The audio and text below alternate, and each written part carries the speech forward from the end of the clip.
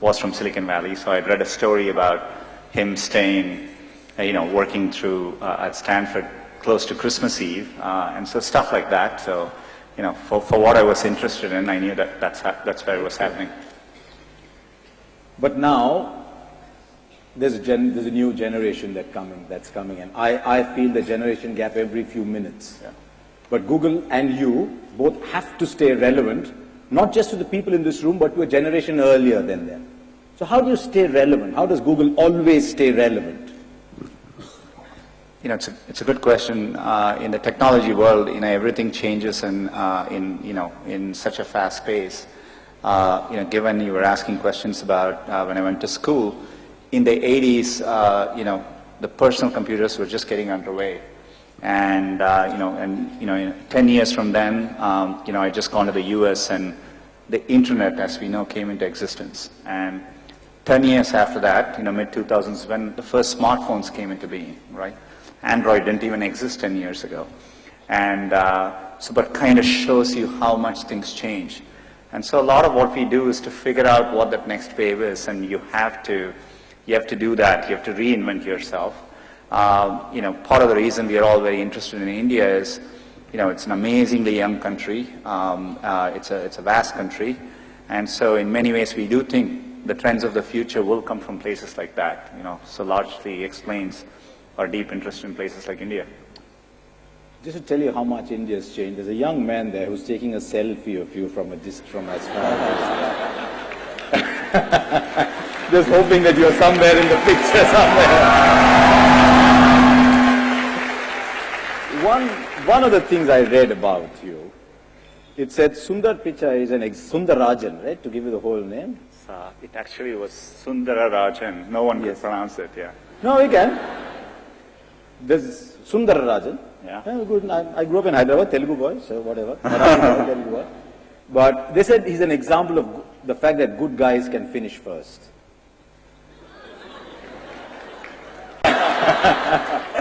I wasn't exactly a good guy at school, though. Well, a good guy doesn't necessarily have to mean 98%. Just a good guy is a decent person. That's what I've been told about you. Don't believe everything you So are you...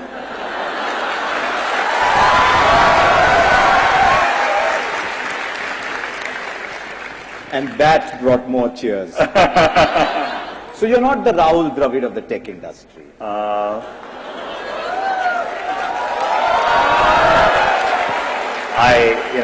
I don't know everything about Rahul, I'll but tell you what. I knew he had good technique. That's all I know about him.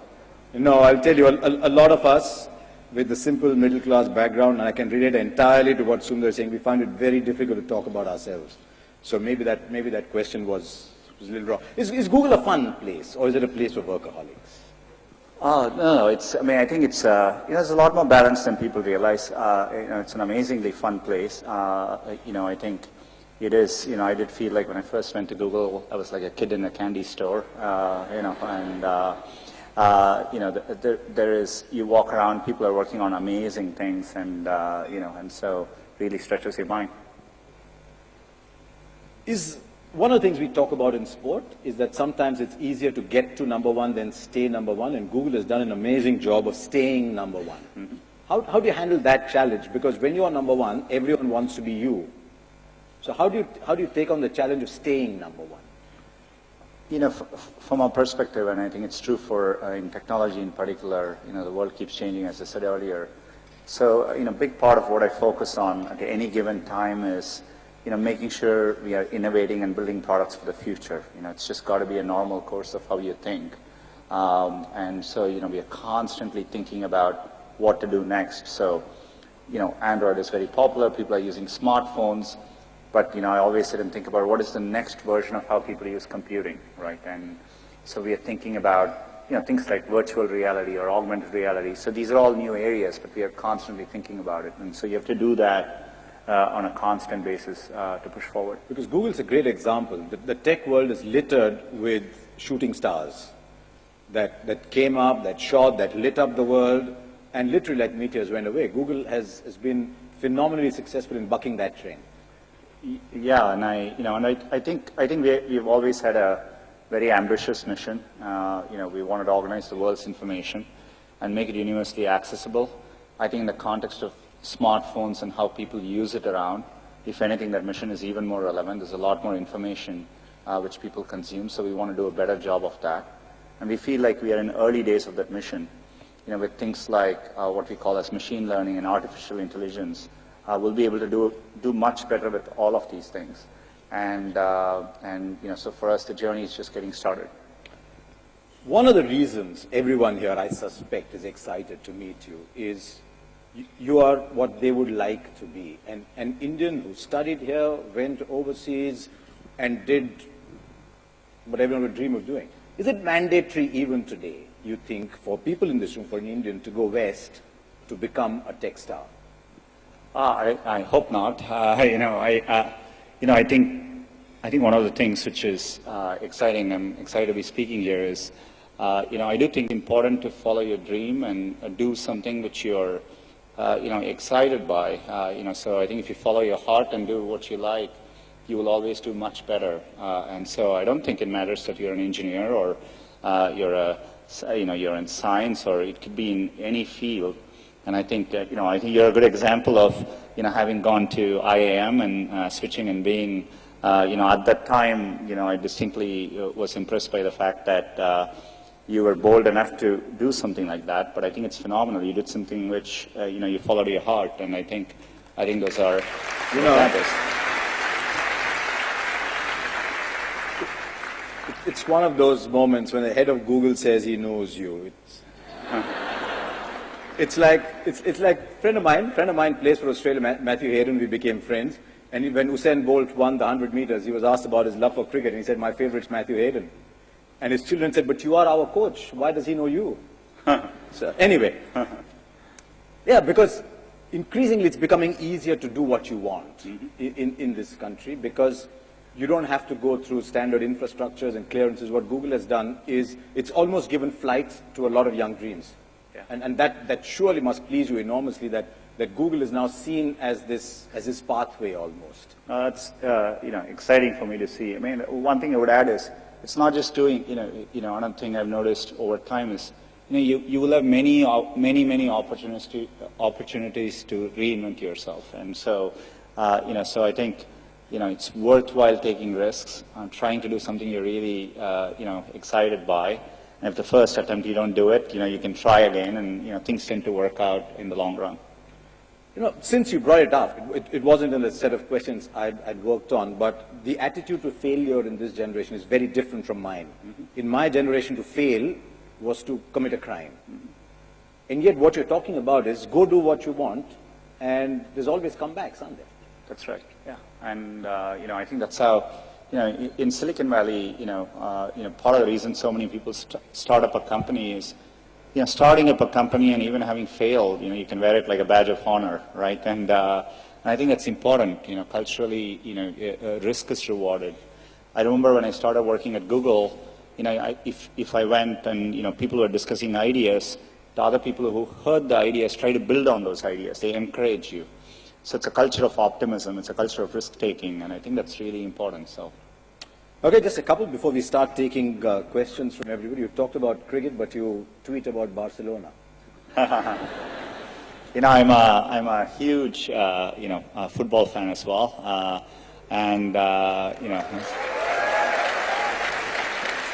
I remember when I was young, waking up and driving my mom crazy because I would wake up in the middle of the night to watch World Cup soccer at that time and to watch the Brazilian team in those days, in the 80s. And, I continue to, cricket and soccer are two sports I follow. I follow actually football more now because it's easier to follow it there. And I'm a very big Barcelona and a Messi fan.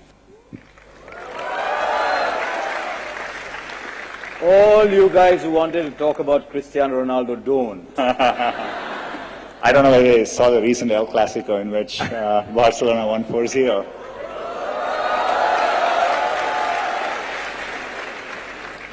If there are any Real Madrid fans, they just have to keep quiet, right? You can't do anything. So Test cricket or T20, Sundar? Because he grew up in Madras, not in Chennai. Yeah, there you go. And Madras is as Test cricket as you can get. I was telling Harsha just before we walked in, I was fortunate enough to go and see the most of you may not remember, but in the 80s, in 1986, we had it was a second tie test, I think, between India and Australia. And I was in the stadium then, and somebody had given me tickets because they thought the match was going to be a draw. But, I always thought Test cricket was amazing. I had the time to watch it then, too. But, I followed the transition to one days very, very well. T20s, I catch it, but it was something I didn't grow up with. So, I don't enjoy it as much as I do one day or Test cricket, but it's exciting too. Since you're here, I'm reproducing a line somebody told me. They said, in the Google era, Test cricket is threatened.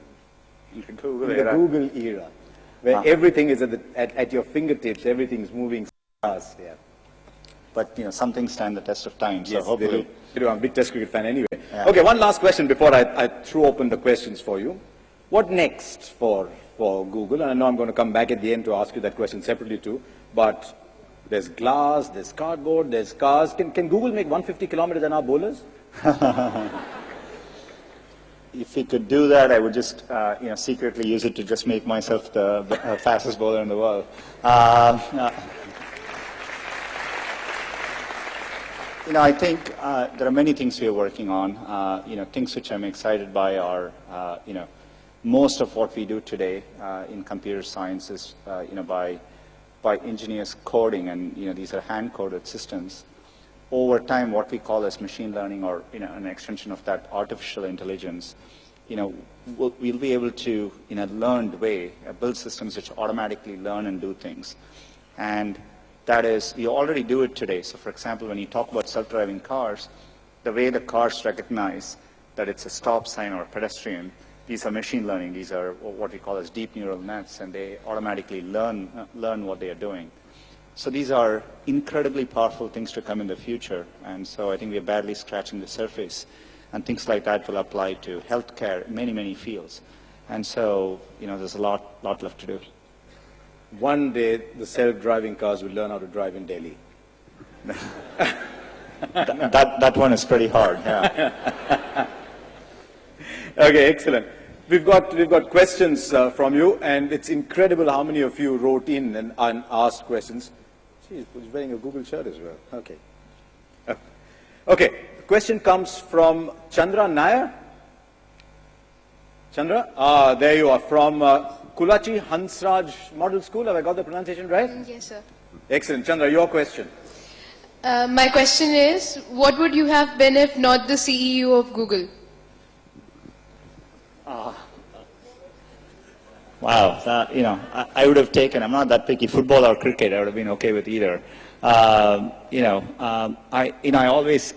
I would have still been building software products, that's what I love to do, and, I always was fascinated by the fact that, with software, if you had an idea in your head, you could make it happen, and you could see the outcome of what you did. And, I love building products at the end of the day, and, it's what I would have liked to do. It's the old thing, isn't it? When remember my father telling me when we were growing up, become whatever you want, but just try and become the best at it. So if you want to build products, just try and become the best at it, don't you? Okay, I think we're going left to Soumya Joshi from SRCC. Hi, Soumya, I'm Soumya. Hi Sundar, hi Harsha. So my question for Sundar is, I'm right here. There you are, yes. So my question for you is, what motivated you to switch fields from first metallurgy to management to computer science? And did you ever feel incompetent or even a bit insecure while working with people who were given more qualified in that field than you were? My background, so I was always interested in technology, and, the first chance I could get to program, I learned programming, and, so for me, I never thought of it as switching fields as much as when the internet started happening, it took me a while to realize the power of it, and it became obvious to me for the first time we are going to have something which could connect one day all of humanity and would profoundly transform what people did. So I wanted to be a part of that, so part of that journey. So that's how I thought of it, and so I didn't think of it as necessarily switching careers. To answer your second question, absolutely. I would actually encourage all of you. If at some point in your life, you have to work with people where you feel a bit insecure, right? That's essential, because that means you're working with people who are better than you and who are pushing you, right? And So always encourage, if you actually feel very secure in what you do, that means you're doing something comfortable and you're not pushing yourself. And so there are many times I've felt working with people in a group, am I doing enough? These people seem much better than me, and I think that's an inherent part of learning.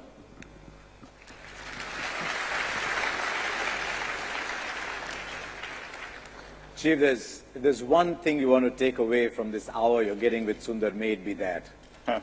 Let yourself be insecure from time to time. It's a lovely thing. The moment you start to get secure, and I can tell you we all, because we've seen a little bit more life, the moment you get secure, you're actually moving backwards. Okay, we've got a video question, and it's coming from IIT Kharagpur. So can we get the video question, please? Mr. Pichai, greetings from IIT Kharagpur. My name is Hardik Adiyal. My question is, recently startups from IITs have been on the rise, and they're set to transform India into the Silicon Valley of the East. So from your point of view, how much impact do these startups really have on India's progress, and how do you think this impact will change the face of the nation in the coming years? I'm not sure I got the last part. But How will this change the pace of the nation in the coming years? Every year or 2 years, whenever I make these trips back here, I've always been waiting for this change in India. It was only when I came last year, I felt it very viscerally that, the startup culture had really taken hold here. It's incredible to see. For the scale of India over time, you do need entrepreneurs to tackle and build things for India and for globally. And, I think it's a unique opportunity India has. And, all the elements which you need is already here, and so I think India is very well positioned to do. The entrepreneurs I meet, we had, as part of me being here, along with Rajan, who heads Google India, we hosted a set of entrepreneurs, and, I spent a bunch of time talking to them. When I see entrepreneurs here, they seem no different to me than the kind of people I meet in the Valley. So intrinsically, I think India can do the same kinds of things. And as the internet becomes more mainstream, people feel more confident. You have a much larger domestic market to tackle. That'll give you the confidence to tackle not just a local market, but global problems as well. So I think we're very well positioned. Would it be fair to say that the number of entrepreneurs in a system is almost a measure of the confidence of a generation? Yeah, the one good thing about India is I think, there's always been, whenever in India I used to walk around and go to some remote corner and find a tea stall, I always felt there is an entrepreneur there somewhere who saw that opportunity. So I think that streak has always existed. But I do think this generation, to your earlier point, I think is less, afraid to take risks and follow a conformist path, which is good. Excellent. I hope this realized somewhere that the generation before allowed them to do that, but that's okay. Okay, let's go to Shreya Goswami. Shreya, there you are. From Purnima Hi, University, are you? Yeah. Okay. Yeah. Hi, Sundar, and hi, Harsha. Yeah, I just want to ask that there are a large number of developers who are students and developing quality apps, and they have startups as well. So how Google is planning to help them or support them apart from GBG or GDG groups? Developers are, I think, the bloodline of software, right? The more developers you have, you'll have more ideas and problems getting solved. India is uniquely positioned. There's tremendous interest in software development compared to most countries in the world. One of the things which we announced, as part of me coming here, is we have a new program underway we are investing now. We plan to do this over the next 3 years to train 2 million new Android developers. And we are doing that in partnership with 30 universities. And so I'm incredibly excited by that. And, because for me, getting that many developers out there in the workforce, some of them will be entrepreneurs and will go on to solve many new things. A lot of these people are from Delhi, maybe they're from around here, but I think you'll find that the real fever will actually come from outside the metros. I'm not saying these people don't have the fever, but it's fantastic to see how India has grown into the smaller towns, and it's grown largely because people like Google have made information available to them. So Google has almost democratized society to that extent. Exciting to hear. Okay, we've got a teacher. This way. Malini Narayanan from Army Public School, Shankar Vihar. Yeah. Morning. Sorry, I turned back this way. Ah, there you are, ma'am. Yeah. A special moment to interact with you. Must also tell you that we have over 200, 300 school students here, and I head the Army Public School. I'm the principal. My question to you is, the Indian education system has done extremely well. We have you in Google, and that is the proof of the pudding. We want to know, how do we now adapt ourselves to become future ready? And what are the skills and the techniques that the children now need to learn so that they have an edge over the other competitors? There are plenty of nations fielding people. So how do we get the edge over the other nations of the world? Thank you. For me, I think a way, as you said, in India has a strong educational system, and there's a culture of valuing education, which is phenomenal. I think ways in which we could move forward would be, for me, if I look at what is needed to solve the next generation of problems, creativity is an important attribute. I think so. Encouraging more creativity through the educational system. Today, I do think our educational system values, rigorous academic knowledge over necessarily, being more creative in how you approach education. I think that's important.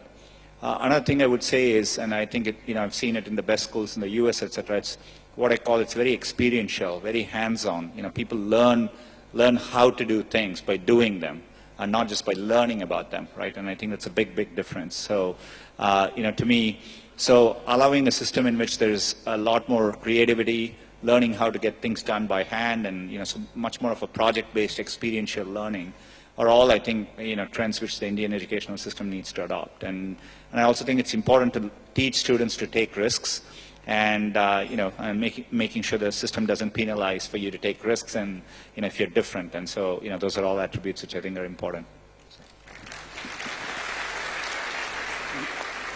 You have no idea how popular you just became with her students.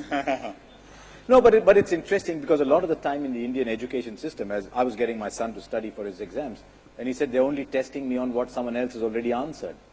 They're not allowing me to learn for myself. And what Google has done now is Google gives all the answers to the questions that are going to come in the exam. So how do people study? And it's a very valid question that she asked.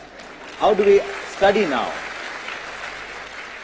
So the education system has now got to adapt to the fact that Google is giving you all the answers anyway. Maybe that's one of the reasons why we are very good at re-engineering, but not as good as inventing. So, okay, there you are. Thank you, Mani. Thank you very much. Okay, we've got another video question coming for us. Here's an interesting one. Can we play the video, please? Hi Sundar, why do we still not have Indian desserts as Android OS names? Like N for Naan Khatai, N for Neyappam, or maybe P for Peda?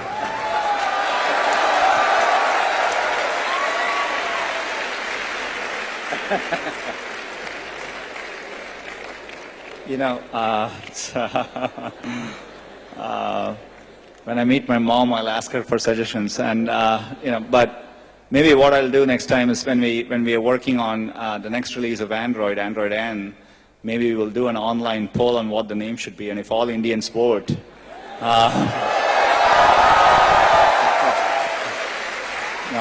I think we can make it happen.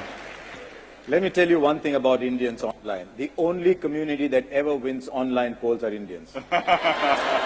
Because we just have such numbers. Which is why I'm suggesting it. I suspect your mother might say when you get to P that P for payasam will be good. Though when I was young, I never liked sweets. Now I do. I used to take the payasam and actually add sambar to it, so that it didn't taste that sweet. Any of you did that? S is long way away. We won't wait for S for sambar. Okay, there's a lot of people who've also used social media to send in questions as well. So let's get the first one that's coming off the screen, and it's coming from Rishikesh More, or using the hashtag Ask Sundar. Is there any possibility that, that companies in the IT, computer, internet sector, as big or as successful as Google, can be created in India? And the world comes to India for service. You'll see this theme coming through. There's a great latent pride among a lot of people. So this will keep coming through. If yes or no, what do you think is holding us back? You know, if I can answer this question with a slightly longer term view, I think absolutely, you know, there is nothing intrinsic I see why from India, you know, we cannot do what you know, people have achieved externally. So there's nothing intrinsically. You know, there are probably a set of structural reasons why it hasn't fully happened yet, but you know, those barriers are slowly going away, right? And a big part of it is, to the earlier question, a culture of startups and risk-taking. And I think, you know, India's historically had a much more of a professional culture and a culture of entrepreneurial approach. You know, it's been very, very exciting to see.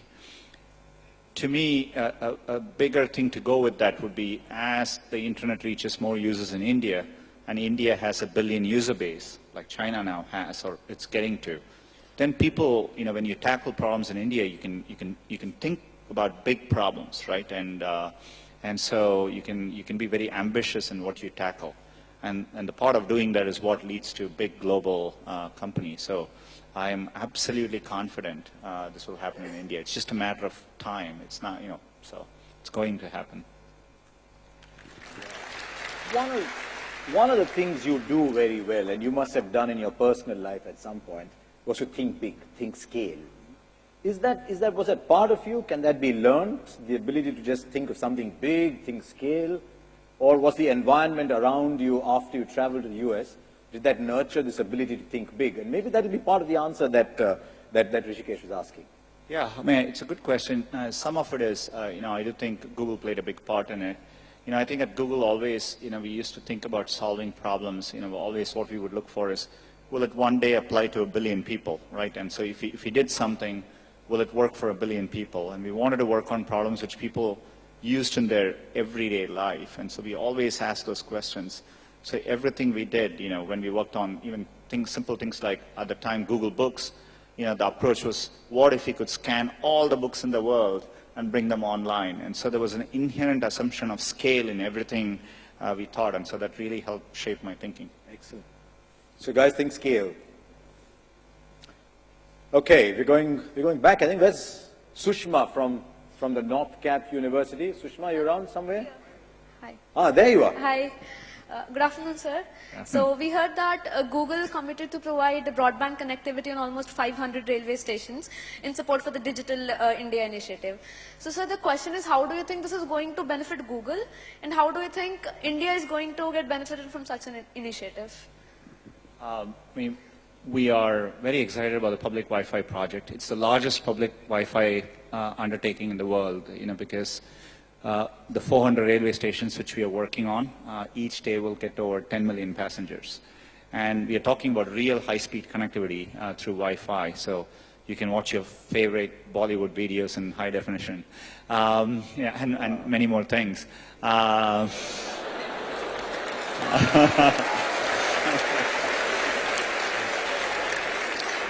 You know, the reason we are doing it is, you know, in India, you know, any time I felt, you know, when you bring access to the internet, you know, it literally changes people's lives. And doing it in public places like the railway stations will expose many people to the internet for the first time. And so that's why we are very interested in doing it. I think a lot of things in India is about driving awareness. And, you know, if we are serious about getting the next, for all the scale and potential of India, there are still 1 billion users who don't have connectivity. So how do you go towards making that happen? And, you know, it's a long journey, it's a process, so we want to figure out many different approaches to it. We think the railways Wi-Fi would be one big step in that direction. Excellent. Remember some of our own train journeys, and gee, what would we have given to have had Wi-Fi on a train journey? Wow, then? yeah. I used to take the Coromandel Express from Chennai to Kharagpur, and you know, at that time I wasn't worried about Wi-Fi. I was worried about getting food on the way, but Wi-Fi would have been awesome.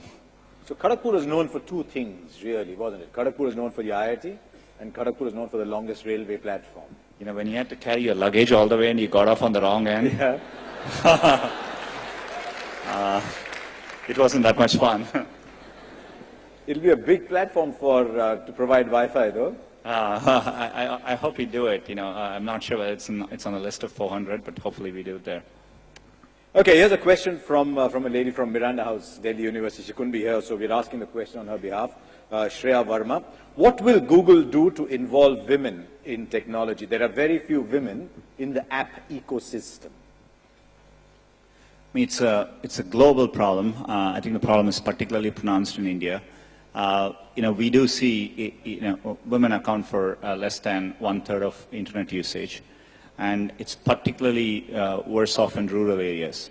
You know, one of the things is, you know, we did a amazing pilot project in which it's called Internet Sati, where we literally had women drive these bicycles. And these bicycles are equipped with, you know, just with a set of smartphones in the back and a tablet. And so the women go from village to village, and we have done this in 1,000 villages. And we, you know, they teach other women, you know, how to go online. What does it mean to go use a smartphone and connect it? You know, the thing which you find striking is most women in rural areas don't think the internet applies to them. You know, they think it's something for their husbands, for their sons, and you know, so there's a big learning that's needed there. To me, every time, you know, it is one of the most important things we can do as a country, I think, is to help get these women online. There's a lot of people working on it. We are, you know, we are happy to play a small part in this. We just announced that we would expand the program, which we are doing in partnership with Taara Trust. We would expand this to cover 300,000 villages in the next 3 years. That's half of the villages in India. And, you know, we'll be working with the government to make it work more effectively as well. But helping get women online, I think, is an incredibly important thing. And if we do it better, I'm sure there'll be many more women developers one day when I come back. There's a point of view that India's next big leap will come when more women enter the kind of things you're talking about as well. So hopefully, all you young women, get into apps and take the message around as well. What we are seeing though is in the 10th standard and 12th standard exam, and guys, you don't want to hear this, but the girls are beating the boys hands down. It was true, and I was there as well. Okay, Ruchika Salwan from the Department of Computer Science, University of Delhi. There you are. Greetings, sir. I'm honored to interact with you in person, and welcome to India, first of all. Sir, my question for you is, how is your vision for Google different from that of Larry Page and Sergey Brin?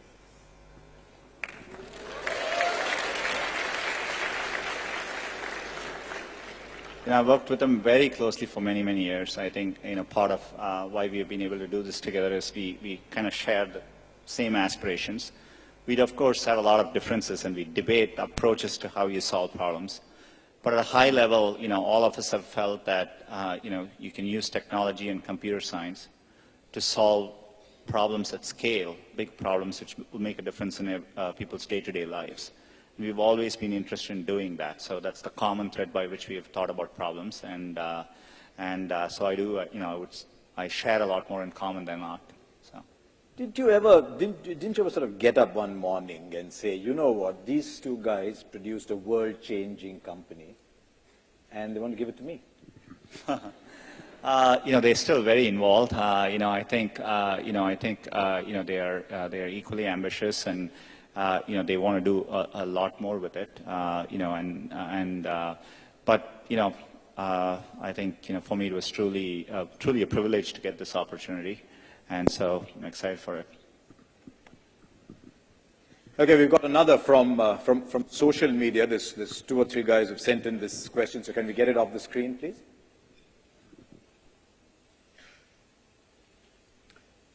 Okay, Naveen Subramaniam, Shravan Ravi, Vishal Goenka. There are many Google services and products that are not available in India. Why is that, and what are the plans to make them available? You know all those names. Some of Google's biggest services aren't available here, says Shravan as well. Vishal's asking that too. You know, it's a good question. You know, we do work hard to bring our services to India. So, for example, I see the question has, Project Loon, and we are working very hard to bring a Project Loon experiment to India to start with, and it's part of what I came here working on. So we are working very, very hard to bring everything we want to India. But increasingly, we also see an opportunity to do things first in India, and then actually it'll work for global markets too. So, for example, YouTube offline, we first did it in India last year, and now it's in 77 countries worldwide.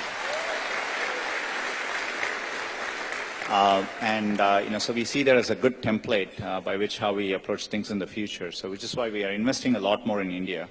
Part of it is we are expanding our engineering offices in India significantly. We're going to be building a big new campus in Hyderabad, and so I'm excited about what we can do here and take it globally to the rest of the world. So more and more products are going to be built in India? Yeah, I mean, it's a goal. It's a goal that, especially for markets, mobile, the way it's scaling up, we do think we can do things here which will apply globally elsewhere. Excellent. Everybody, get on, buy your tickets, go to Hyderabad. Okay, from Amity University, where's Just Singh Bhasin?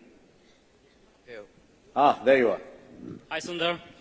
I have an interesting question for you.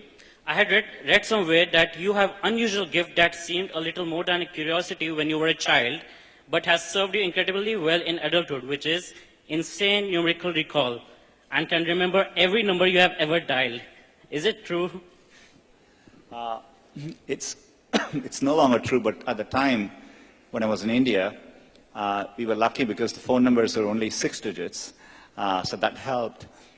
And Google didn't exist then, so people all over my family and friends, if they wanted to call a phone number, they would just ask me. And so I just got used to the habit of remembering every phone number I had called or I had heard about. But when I went to the US, the phone digits were, first of all, 10 digits, so made it much harder. But as soon as I got a smartphone which started storing phone numbers, I stopped thinking about them. So I can't do it now, but I used to be able to do it a long time ago.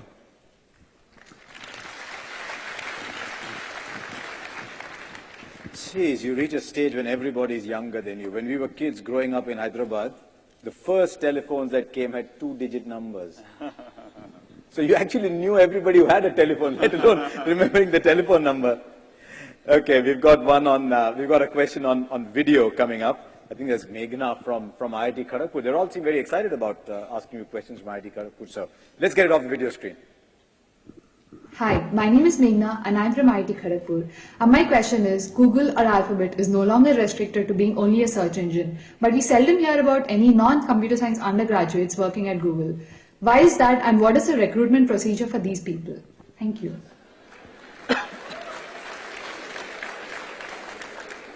It's not. I mean, we do hire a lot of people, who are non-computer science undergrads. If you look at the scale of Google, to do something, to do a product well, building the product is only one aspect of it, right? You want to be able to build it, you want to scale it, take it to market. How you take it to market, how do you market it, how do you sell it in certain cases? The end-to-end work that takes to make a product happen, it's a very cross-functional thing. So we hire people from all kinds of backgrounds. There are language majors at Google, people who have done history, people who have done business, commerce, and engineering. So, I'm confident. In fact, a majority of people at Google probably don't have computer science as an undergrad background overall. So follow your dreams, and you can work wherever you want. Also tells your life is changing. I thought in that photograph in the background there was a badminton racket and what looked like a guitar. Did you have that at IIT Kharagpur? I think so. You might have. Excellent. Yeah. So how many of you are non-computer science graduates who want to work in Google? Now the number of non-computer science hands were less than the number of hands saying they want to work in Google. Okay. Now there's almost a pattern now to all interviews in India where the host is required to ask rapid-fire questions of the guest.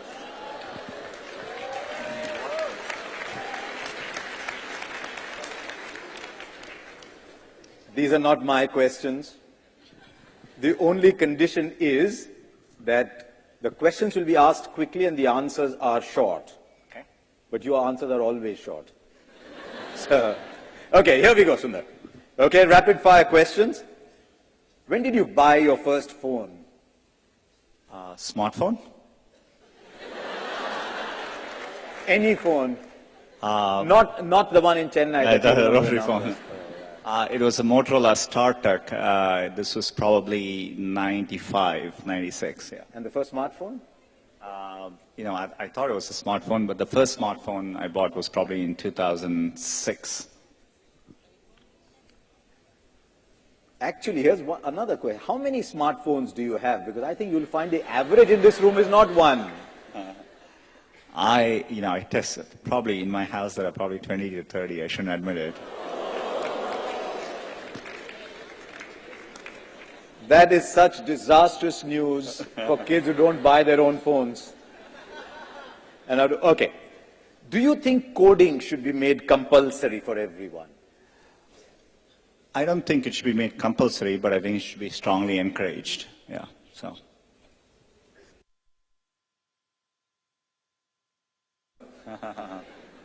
Okay, from Amity University, where's Jassing Bhasin?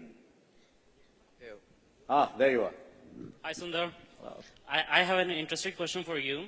I had read somewhere that you have unusual gift that seemed a little more than a curiosity when you were a child, but has served you incredibly well in adulthood, which is insane numerical recall, and can remember every number you have ever dialed. Is it true? It's no longer true, but at the time when I was in India, we were lucky because the phone numbers were only 6 digits, so that helped. And Google didn't exist then, so people all over my family and friends, if they wanted to call a phone number, they would just ask me. And so Last 12 grades anyway. No, it's a serious question because when we were growing up, class 10 and class 12 grades were everything. There were some people who were good enough to write entrance exams and get into IITs, right? Some of us weren't. Yeah. So we had to live with our 10th and 12th standard grades. There are too many teachers in the room for me to answer that question. Okay, last one. Where do you see Google in the next 30 years? I think it's a long question. I just want to make sure the next 30 years we are still able to work on problems which really work for people on a day-to-day basis. Hopefully, at that point, serve all of humanity in a profound way. So that's where I want to be. And that is important to Google, isn't it? It is. It is a core part of at least what drew me to Google. I think the chance that we could work on products which would one day, reach everyone in the world. I didn't have access to computing growing up, and once I got access to it, it changed my life. And so I've always been interested in, this is why we work on affordable Android smartphones or Chromebooks, and I think it's a foundational part of what we do. It's 2 o'clock. We've got our last question coming up, and right, everyone, all eyes on the screen. Gagan Kaira. Why is the special edition, well, I'm going to just correct the spellings as I go. Why is the special edition Star Wars cardboard not available for Indians? This is one of those applause, that kind of applause that's just going to grow as it goes around. We should figure out. These are these amazing, we just handed them out at Google last week before I left, and they're really amazing ones. Wouldn't it be nice if we could give one to everyone in the room here? Does everyone include people on the stage as well? So hopefully, I think that's the way we are going to make it happen. So we'll figure out a way to get it to everyone here today.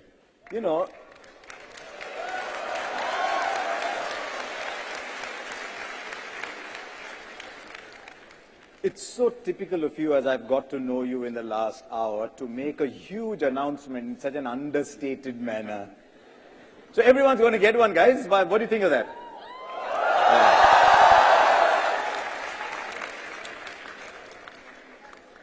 There is one other thing I have to do, because it's now the thing that all Indians do. But you don't get to take it, I do. This is, and for someone who has technology challenges me, this is a big challenge. This is a 360-degree selfie. Okay, so I'll take a couple. Well, I don't know if you can stand that far apart, but I'll aim it at you. It's okay if I don't get in, but it's 360 I will, I guess. Okay, there you are, and I'll come closer. Sit. This is everyone's fanboy moment. Yeah. There you are.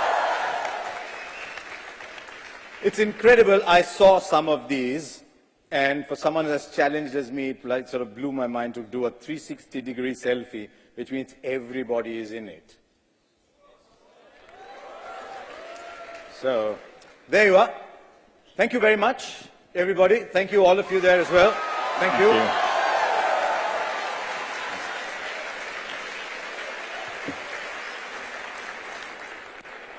Pleasure for me.